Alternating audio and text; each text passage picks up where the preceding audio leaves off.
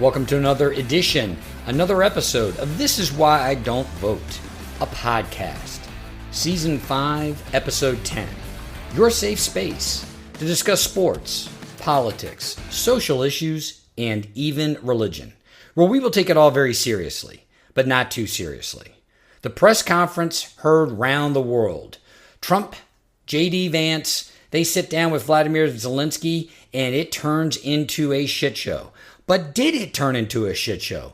Maybe, dear listener, it was a dog and pony show where both sides had their motives, their rationale for wanting to make what are normally considered private backroom disagreements public.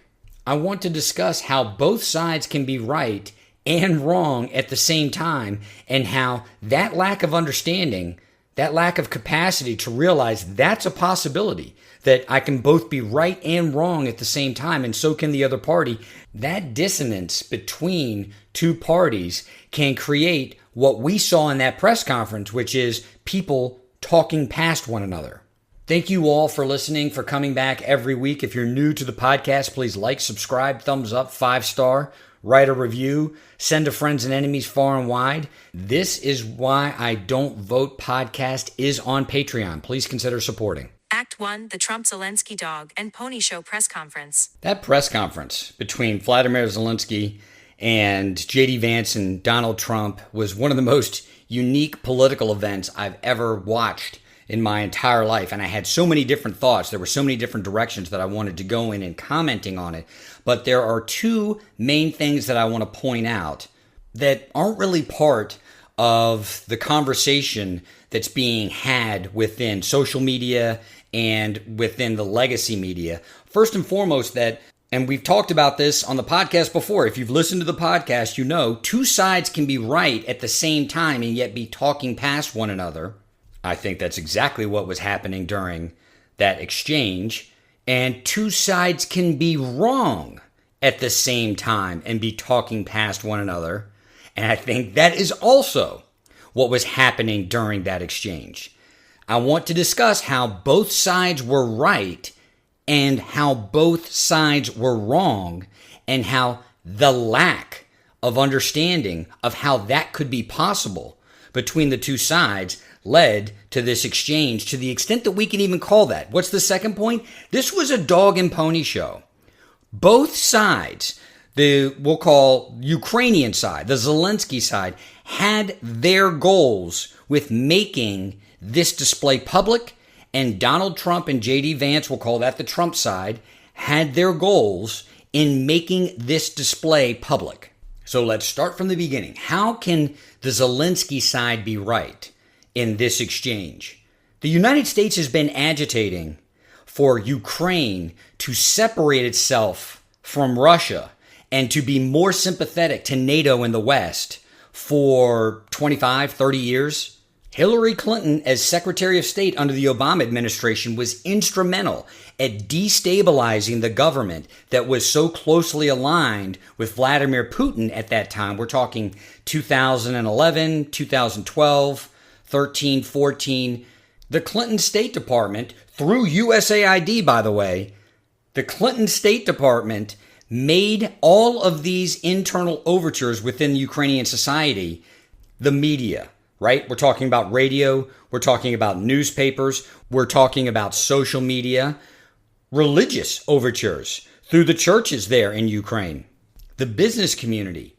They were too closely aligned with Russia, and it was hurting them in their politics, in their religion, in their social interactions. They were going to lose their freedom. You can go back and read about it, dear listener.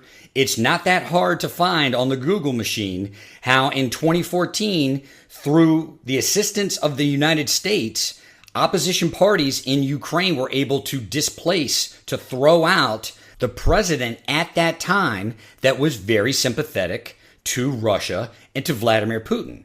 This is the essential problem in Ukraine. When it comes to alignment with Russia, when it comes to cultural resonance or dissonance with Russia, when it comes to political or economic sympathies with Russia, the population is very closely divided. It's not 70-30. It's not 68-32.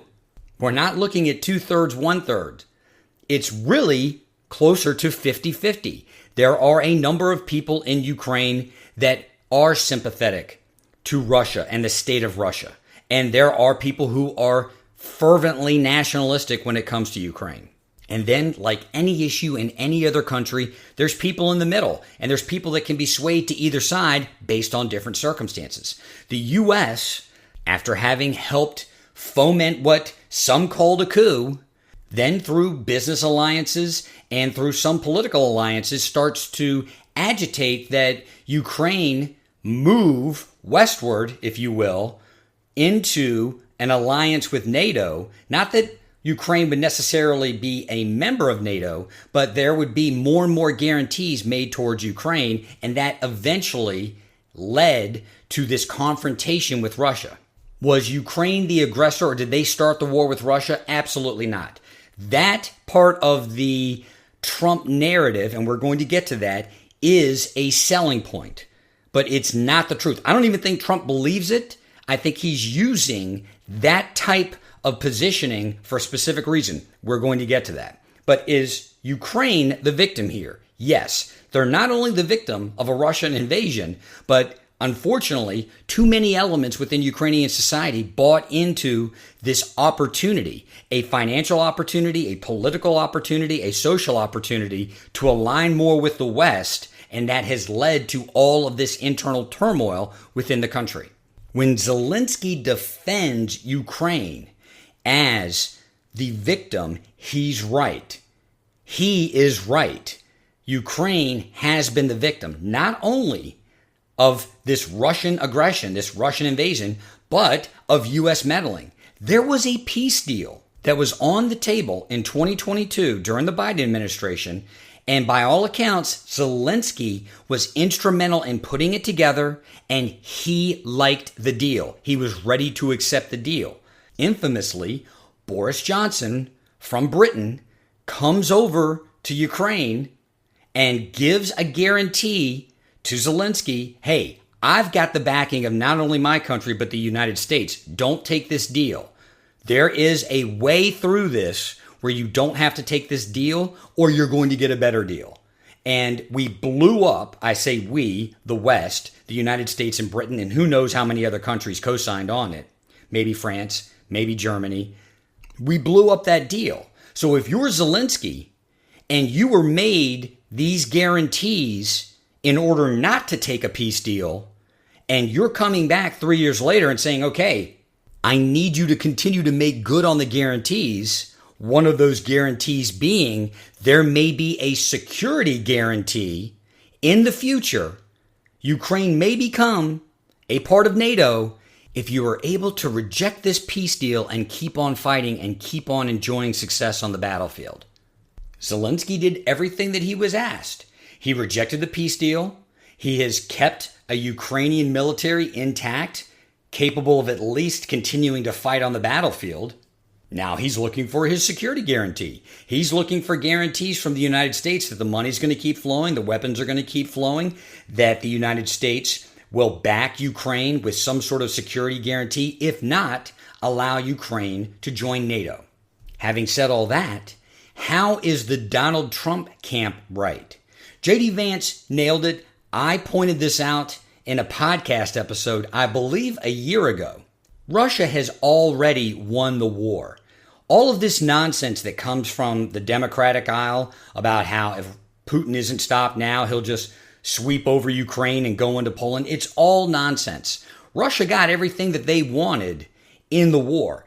I believe that if Russia had completely enveloped Ukraine while the war was in its infancy, and it looked like Ukraine was going to completely collapse, the West would have come in and there would have been a peace deal brokered, and the map may not look exactly like it does today, but Russia would claim a considerable amount of territory in eastern Ukraine. This is where most native Russians who had relocated to Ukraine during communism, they still live in Ukraine. There's Russian spoken in that area. So when J.D. Vance points out during this Dog and Pony Show press conference that the Ukrainians are pulling any able-bodied male off the street in order to conscript them into the military, that there is a huge amount of grift going on in the military, weapons, equipment just disappearing from the front lines, that Ukraine will often ignore U.S. intelligence in the execution of their offensive or defensive operations and go back to an almost World War I style static war of attrition. That is all true.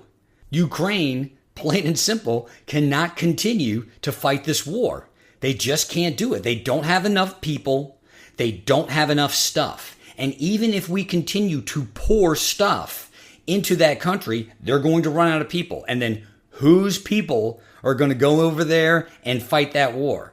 In Zelensky's mind, and Trump is correct in his calculation, it's going to be U.S. troops. And Trump is not going to let that happen. The Trump regime is correct. Ukraine has to make peace. They have to look for an exit out of this war because the path they're going down ends in destruction.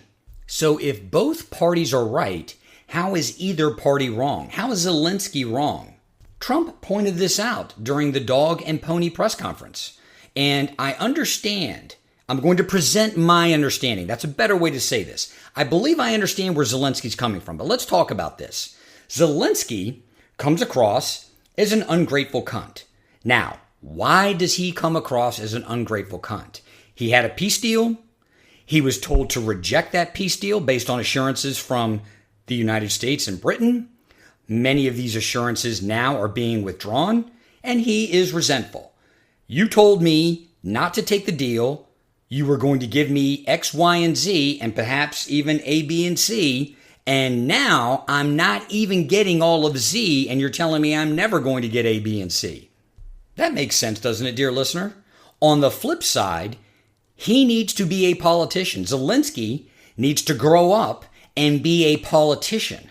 And a politician knows that even though you may be getting the short end of the stick, you may be getting the shit end of the stick. You still have to play nice and you still have to glad hand. And he's done a terrible job at that when it comes to gratitude for what the world has done to keep Ukraine in this fight against Russia. It is a hard argument to overcome the amount of money that's been spent in Ukraine to this day that's come from the European Union, from the United States, from other sources around the world, how that money would have benefited the host country, particularly the United States, if it had been allocated and spent here. Zelensky had a peace deal on his desk in Kyiv. He comes to the United States and meets with Democratic lawmakers, and of course, nothing in D.C. stays secret for long, who are all telling him, don't take the deal, don't take the deal. Zelensky has been working with these people for the last 3 years with the Biden administration, and you'd think that he would have a better political calculus than to so brazenly go and meet with the minority party after the outcome of the election that happened just a few short months ago, yet that's exactly what he did. To put a ribbon on it, he can't win on the battlefield anymore. Like I said in the podcast that I did a year ago, the best that Ukraine's going to be able to do is create this stalemate. And frankly, Russia keeping the territory that it's already conquered, they're never going to give it back. Zelensky's overtures that somehow Ukraine is going to be able to mount a counteroffensive and push Russia out of Ukrainian territory, it's absolute and total nonsense. It is a fantasy. It is a delusion. Ukraine alone could never do that. They don't have the people. They don't have the equipment. Zelensky's just dead wrong. He's wrong in that he is not a politician well enough to show gratitude to the country that is supporting the most this Ukrainian effort. He is not a politician in that he does one of the clumsiest, probably stupidest moves that one could do in this precarious situation that he's facing and go to a minority opposition party and listen to them on whether or not he takes a peace deal. Finally, I respect the sacrifice that so many Ukrainian soldiers have made There is no doubt that the Ukrainians are a patriotic, courageous people. They fight hard today. They have fought hard, but they just don't have the manpower or the resources to push Russia out of Ukrainian territory. They just don't have it.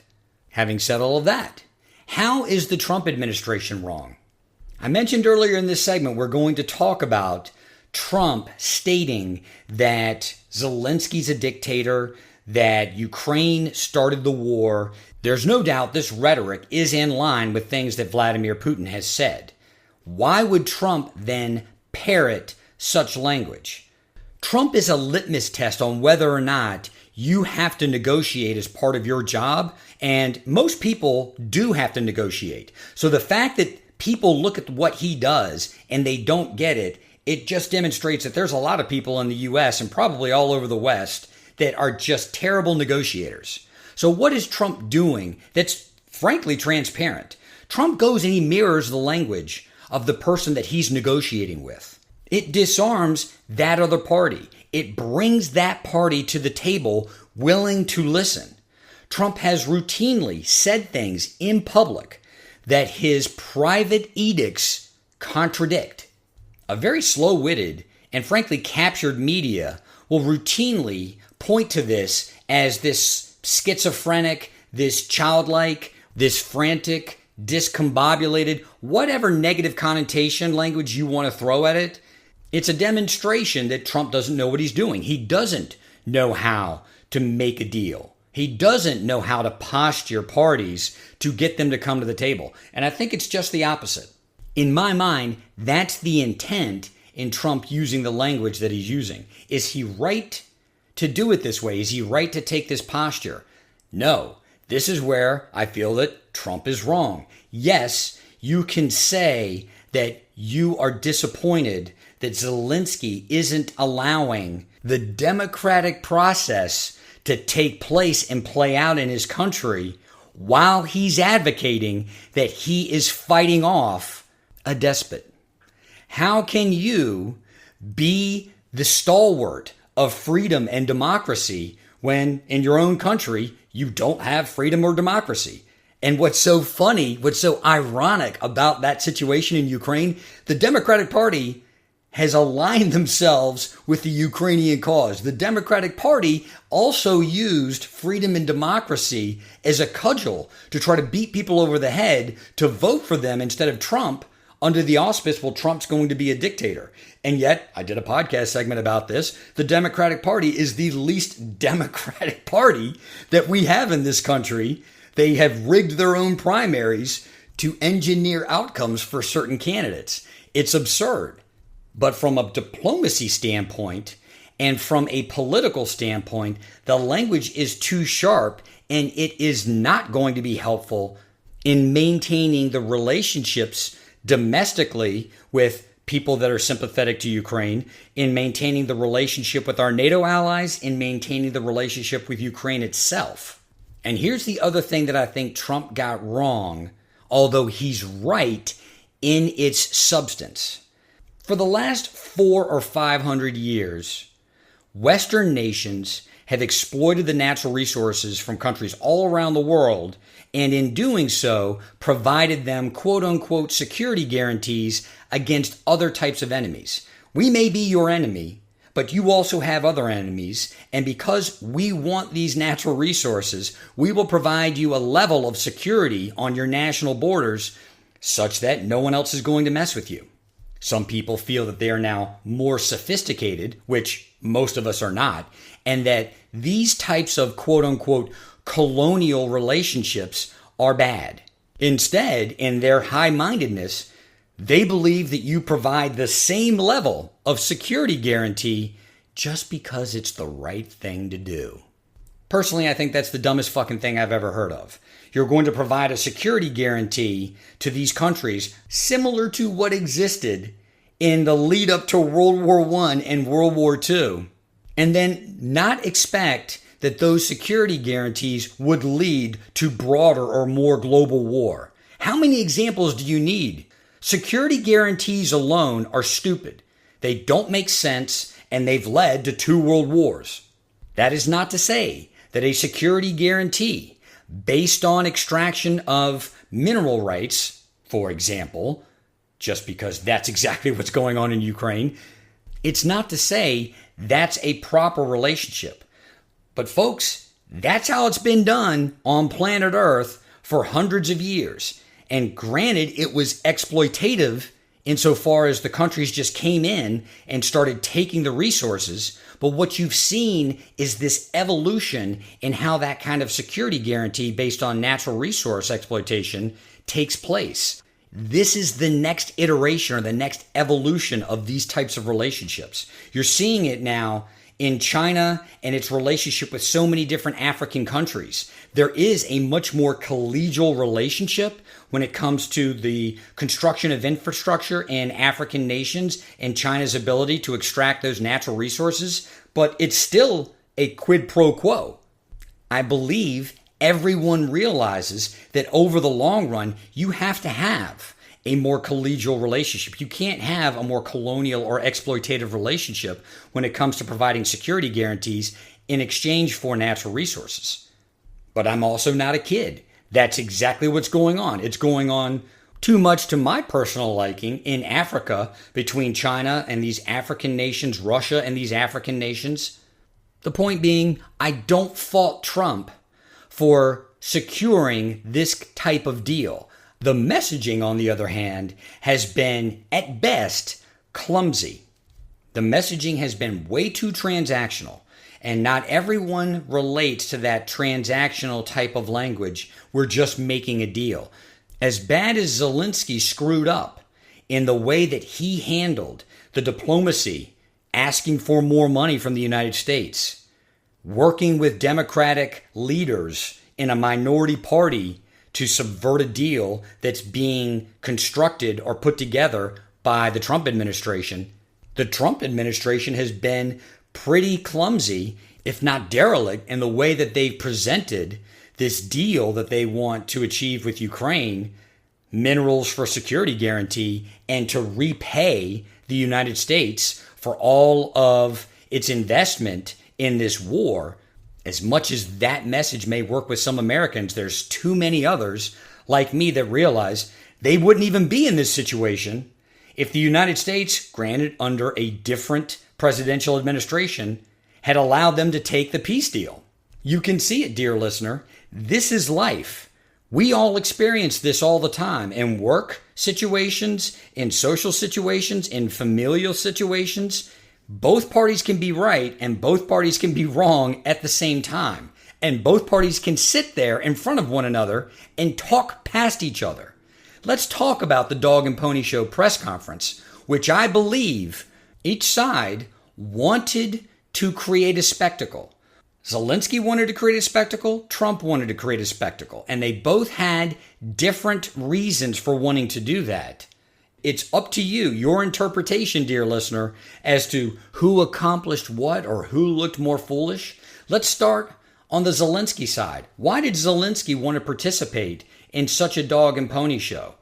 He was pissed that he had made all of these promises to the U.S.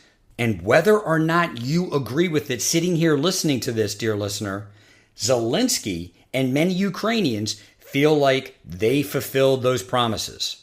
And then this peace deal comes out that the Ukrainians don't feel like they were instrumental in creating. And there are people in the United States that Zelensky is close to in the Democratic Party who invite him to come over to the United States and give him a pep talk. There's a cheerleading session that he shouldn't take it, and that it's a BS deal, and that he's better than that, and blah, blah, blah. In the wake of that type of propaganda being fed into this man's head, he's invited to go to this press conference, and he's not going to allow the Trump administration, whether it be J.D. Vance or Donald Trump himself, to misrepresent the record. I could practically guarantee you that was the type of language that was used in the conversation that these Democratic lawmakers, these Democratic leaders had with Zelensky in the days leading up to that press conference. It hasn't flooded the U.S. media. It is on social media. Ukrainians generally thought Zelensky was in the right and performed well during that press conference. On the flip side, why did the Trump administration want to engage in that dog and pony show? Think about what the Trump administration walked into. Whether or not you agree with him, Donald Trump is convinced, in my mind, that the war in Ukraine would not have started if he had won his second term. He is convinced that he can bring about a peace, and he is convinced that he can provide a security guarantee to Ukraine that will also appease Russian interests. Russia does not want Ukraine to become a part of NATO, and Russia would probably balk at any peace deal where the United States was providing an overt security guarantee that if Russia does anything, the United States will immediately come to their aid. So it's an implicit security agreement. Ukraine owes us a bunch of money. We want to get paid back. We want to be able to provide a security guarantee to Ukraine that will also be amenable to the peace deal that we've got in place with Russia. We need these rare earth minerals anyway. This is a win-win for everyone. And then Zelensky, who could have signed the deal in Kyiv, he did not need to come to the United States in order to participate in and accept this deal, comes to the United States and as a slap to the face of the current administration goes and meets with his old cronies, his Democratic buddies that have been supporting him throughout the course of this war. I feel that Trump and Vance wanted to take him down a notch, wanted to embarrass him a little, and wanted to re-exert their authority not only over this Ukraine situation, but over domestic and international policymaking. Hey, if you want to come to the United States and meet with the opposition party, so be it. You can do that. It's going to be, in the long run for you, the worst decision you ever made. Not only will we humiliate you behind closed doors in how we operate with whatever interest that you represent or whatever country you represent, we're going to humiliate you publicly. We don't give a damn about this 20th century neoliberal diplomacy. We will take you out in the public square and humiliate you. Wow, I'm at 26 minutes and I can keep going. I wanted to do a segment on how this relationship with Ukraine reeks of a relationship that we had not too long ago in Vietnam and technically in Afghanistan, because although we had a troop presence in Afghanistan, the American people were sold on the U.S. presence being there to build up the Afghan military, which was supposed to then provide national, if not regional, security for Afghanistan and, by proxy, the United States. It isn't lost on me that whenever we have a proxy war, you could even look at the relationship between the United States and its quote-unquote allies in Nicaragua and Panama during the 1980s. Whenever the United States props up one of these governments, and of course the propaganda that we're given is that we are supporting these administrations. But whenever the United States props up one of these political candidates or political parties, we often find ourselves beholden to these people, beholden to these parties, not in a position of strength, but in a position of weakness. It's happened enough times that there is a body of literature explaining why that is inevitable. I shall save that for another day. This is Why Don't Vote, a podcast.